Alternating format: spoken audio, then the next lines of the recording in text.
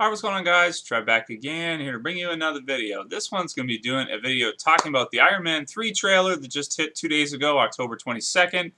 2012 is the first official trailer week yet for Iron Man 3, and it looks really, really damn good. Now, here's something interesting, is that I thought Marvel said before the Mandarin was not going to be in this movie, so they were not going to use him. I'm almost positive they said that. Maybe they did that just so that people would get even more excited when they announced that it was going to be, he was going to be the character. Those of you who are not too familiar with Iron Man, the Mandarin and Iron Man is sort of like Batman and the Joker. So, having two Iron Man movies without having the Mandarin in it, it's like having two Batman movies without having the Joker in it. It's just a little weird, because he's his nemesis, he's his arch rival, so to speak, and he's the biggest villain in the Iron Man universe, or at least in terms of the grander scheme of things, even though he's not used too much these days. He's got a lot of new villains and stuff like that.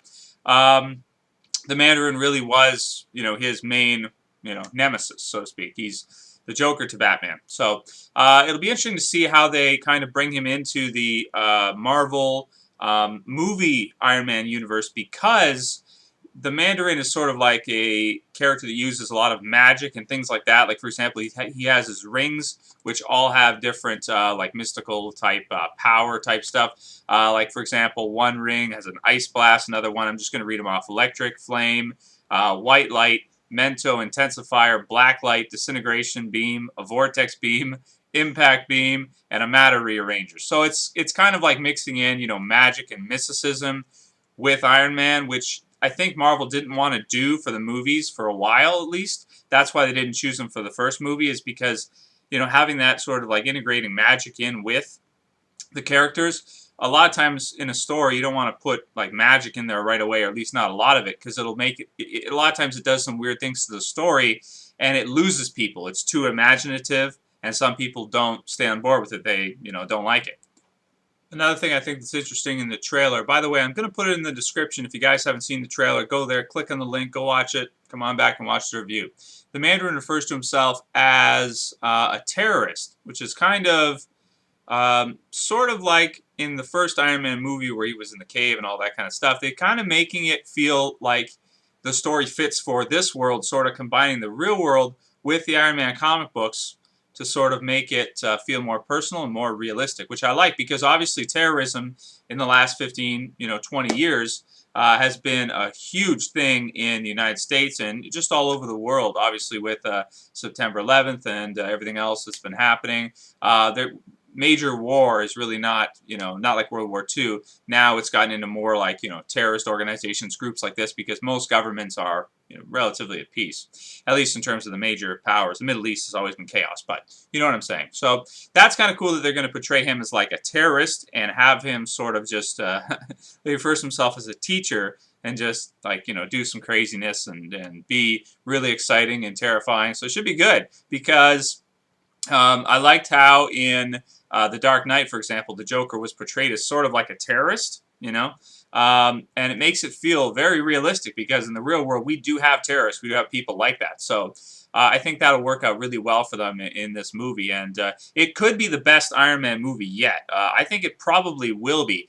In terms of the first two, I gotta say the first Iron Man I thought was better than the second, and the second was still good. Like, it was still pretty good. It just, I don't know, a lot of people for some reason thought it was kind of bland. I liked it, but Mickey Rourke, for example, he said he's not going to do any more Marvel movies after that, because he was really pissed off. He was really excited to play the character. He actually went to Russia, I think, for a few months to practice and get the accent down and everything down. He put a lot of work into the character, and Marvel gave him nothing to do. Like, they gave him no character development. They just put him in there. They didn't show his reasoning behind what he was doing. He was just like, totally non-developed, never developed at all. So he was really pissed off, and I don't expect he'll ever be working with Marvel again because of it. Because, when you put that kind of work in as an actor and you really want to do a good job and you want to make a great movie, and then Marvel Studios just says, we're not going to put any, like, character development for your character. You're just going to be the atypical bad guy just because you're a bad guy. There's no explanation there for why. There's no backstory. There's nothing there. Then it's kind of hard for us to really enjoy the movie, especially as adults. Maybe youngins, they won't really know the difference, but as adults, you want to see some kind of character development. Okay, this guy's evil. Why is he evil? You know, why is the Mandarin doing this? What's the purpose? What's his reasoning? You know, is he a madman? Explain some of that. Show some scenes with, show some more scenes with him. You know, give us that character development that we need, which a lot of the Marvel movies in the last couple of years have not been doing. But they've been making them quick. They've been getting them out pretty fast. You know, every year we got a couple more coming out. So we can't really expect them to be sort of on the same plane as something that could take twice or three times the amount of planning, you know, writing and everything to develop. A lot of these movies are quick shots, get them out there, you know, put a year or two maybe into it, but that's about it, and get them out there. So a lot of the plot sometimes is not the greatest. But, you know, obviously, as you can see, love comic books, love the movies. The trailer looks great. The Iron Patriot should be a lot of fun. It looks like maybe the Mandarin will do some more damage to Tony than a lot of the other, you know, villains have in the movies. Although in the first movie, the villain there was pretty close to beating him. But you know, we'll see how it goes.